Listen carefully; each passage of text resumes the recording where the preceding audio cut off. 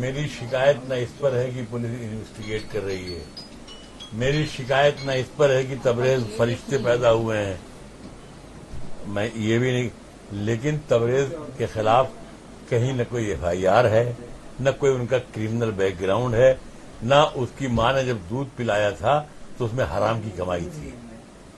मेरे ये पाले पोसे हुए लोग, मैंने पूरी जिंदगी, जिसमें बहुत से लोग बैठे हैं जो मेरी पूरी जिंदगी से वाकिफ भी होंगे, कि पूरी जिंदगी मैंने इसमें खर्च कर दी कि जब मैंने आंखें खोली थी, बड़ा हुआ था, तो जो पोस्ट कार्ड आते थे तो उन पर लिखा होता था अनवर ड्राइवर, किला बाजार, रायबरेली। तो हम जिंदगी की जुल्फ संवारे चले गए, एक जिद सी हो गई थी नसीब मुस्तहर के साथ। मूल रूप से जो इनके बेटे का जो कुकर्म है, जो उन्होंने अपने आप गोली अपनी गाड़ी में दगवाई, अपने चाचा या जिनको भी फंसाने के लिए कोशिश किया, जो कुछ कर रहे हैं, उसमें आपके घर पे यदि वहां पर आपका बेटा किसी तरह का आरोपी है, तो क्या मुनव्वर राणा बहुत बड़े शायर हैं इसलिए उनके बेटे के ऊपर कार्रवाई ना हो? शायर हो या लायर हो, क्या फर्क पड़ता है? कानून सबके लिए बराबर है। यदि आपका बेटा गुनाहगार हो, गुनाह कर रहा है, तो उसकी तो पूरी जांच पुलिस करेगी। तबरेज को अगर पुलिस तलाश कर रही है और तो तबरेज को बरामद करना पुलिस की जिम्मेदारी है। उन्हें कोऑपरेट हर शख्स को करना चाहिए, और आदमी जितना ज्यादा बड़ा हो उतना ज्यादा झुकता हुआ होता है तो वो हो। लेकिन मेरा एक दूसरा सवाल है, वो तो पुलिस यकीनी तौर पर बरामद कर लेगी। अगर मुनव्वर राणा साहब के घर पुलिस आ रही है, ऐसी किसी शख्सियत के घर पुलिस जा रही है, तो उसे कानूनी तौर पर अपने आप को चाकू चौबंद करके जाना चाहिए। मुनव्वर साहब, आप एक बार अपनी शख्सियत को देखते हुए उसके मद्देनजर मेरा एक मशवरा होगा, एक बार पुलिस को अर्ज हालात आप कर दें कि ये हालात है, तबरेज की ये बारे में है, इसकी साफगोई से तफ्तीश कर ली जाए। अगर आप मुतमईन नहीं है रायबरेली की तफ्तीश कुरिंदा से, आप कह सकते हैं कि CBCID से करवा लें, लखनऊ से किसी महिला ऑफिसर से करवा लें, लेकिन पुलिस के साथ ताउन करना ये हमारे आपके हक में ही रहेगा। राहुल गांधी कह रहे हैं कि जुलाई आई लेकिन वैक्सीन नहीं आई। मैं आपको बताऊं, अमेरिका जैसा विकसित देश जो कहता है कि हमारे पास सारे संसाधन हैं, वहां पे भारत से कम डोजेस लगी हैं, 32 करोड़ 60 लाख। जर्मनी 7 करोड़ 30 लाख। इटली से बड़ा प्रेम है इनको, मैं इटली का आंकड़ा भी दे दूं, 5 करोड़ 10 लाख। ये अपने आप में दर्शाता है कि भारत बहुत तेजी से सुनिश्चित करेगा कि हर नागरिक को कोवैक्सीन, कोविशील्ड और अब स्पुतनिक भी भारत में आ रही है, या और कोई विदेशी कंपनी उसका वैक्सीन लग जाए। ये कहते हैं अमेरिका ने सिर्फ 32 करोड़ को लगाया। अमेरिका ने अपनी टोटल पॉपुलेशन के 47% को कंप्लीटली वैक्सीनेट कर दिया है। तो आप अपनी टोटल पॉपुलेशन की बात करिएगा ना, जब वोट चाहिए होता है तो हम अपनी सारी जनसंख्या की बात करते हैं। ऐसे में हम कहें हमारा तो बहुत बड़ा देश है, बाकी देश छोटे छोटे हैं, तो आपकी प्लानिंग बहुत बड़ी होनी चाहिए थी। हम तो विश्व गुरु थे। तो मेरी बात यह है कि अपने देश में परसेंटेज पॉपुलेशन का कंपैरिजन करिए। अमेरिका ने 30 लगाया, 32 लगाया, मारिए गोली उनको। मैं तो ये कहती हूं हमने कितना लगाया। हमने टोटली वैक्सीनेट 6 करोड़ 60,000 लोगों को अभी तक किया। ये सरकारी आंकड़ा है। जब बात आती है वैक्सीन की, तो ये लोग कहते हैं कि भाई आप परसेंटेज में बात करो, तो मैं आज परसेंटेज में ही कहता हूं, या रेशियो में बात कर लेते हैं। 32 करोड़ आबादी है अमेरिका की, हमारे देश की 135 करोड़।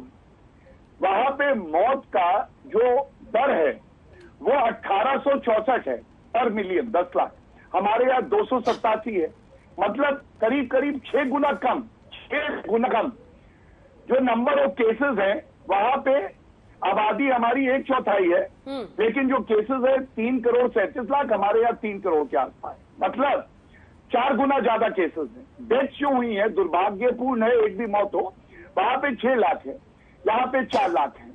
जब हमें चुनाव लड़ना होता है, जब हम इतनी भीड़ देख के खुश होते हैं, तालियों की गड़गड़ाहट अच्छी लगती है, तो हमें ये जनसंख्या पसंद आती है। और आज हम कहते हैं कि भाई हम क्या करें, अमेरिका की आबादी कम है, तो आपको इसी तरह के प्रावधान करने चाहिए थे, आपको इसी तरह की तैयारी करनी चाहिए थी, आपको जनवरी तक इंतजार नहीं करना चाहिए था, आपको मात्र 2 मैन्युफैक्चरर्स पर जाके निर्भर नहीं करना चाहिए था। ये सारी बातें तो उठेंगी ना, ये तो स्वतः ही उठेंगी। 135 करोड़ के हिंदुस्तान में वैक्सीनेशन का लक्ष्य पूरा करना मानो हिमालय पर चढ़ना है। ऐसे में जब वैक्सीन की किल्लत हो तो एक एक डोज की अहमियत वही है जो घड़ा भरने के लिए एक एक बूंद की होती है।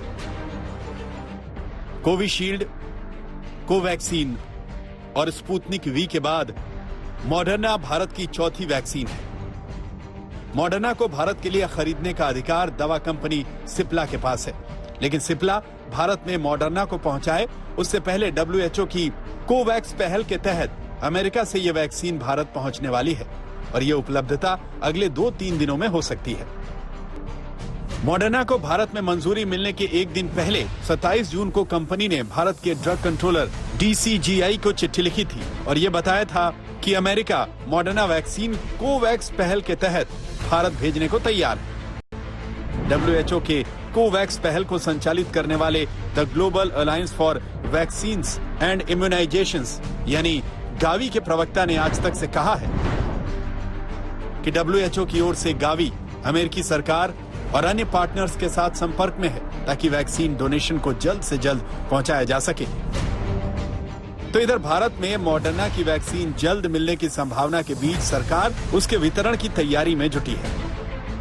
इसका रखरखाव में जो मॉडर्ना वैक्सीन है उसको अगर मीडियम टर्म में रखना है सेफ तो -20 डिग्री पे 7 महीने तक ठीक रहता है, लेकिन अगर हम उसको 2 to 8 डिग्रीज पे रखते हैं जैसे फील्ड में ले जाके नॉर्मल कोल्ड चेन कंडीशंस में रखते हैं तो 1 महीने तक उसमें ये रह सकता है।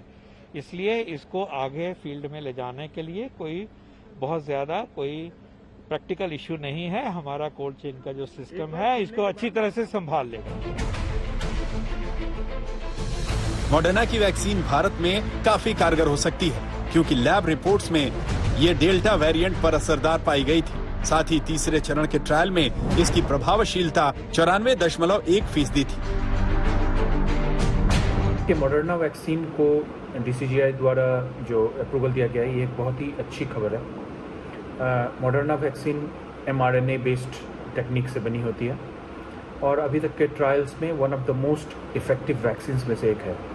कुछ स्टडीज में 94% इफेक्टिवनेस दिखाई गई है जो कि ब्रिलियंट है, बहुत ही अच्छी है। मॉडर्ना को भारत और अमेरिका के अलावा UK, यूरोपियन यूनियन के देशों, कनाडा में मंजूरी मिली है। सिंगापुर, जापान, इजराइल, फिलिस्तीन, कतर, दक्षिण कोरिया और ताइवान में भी मॉडर्ना की वैक्सीन लग रही है।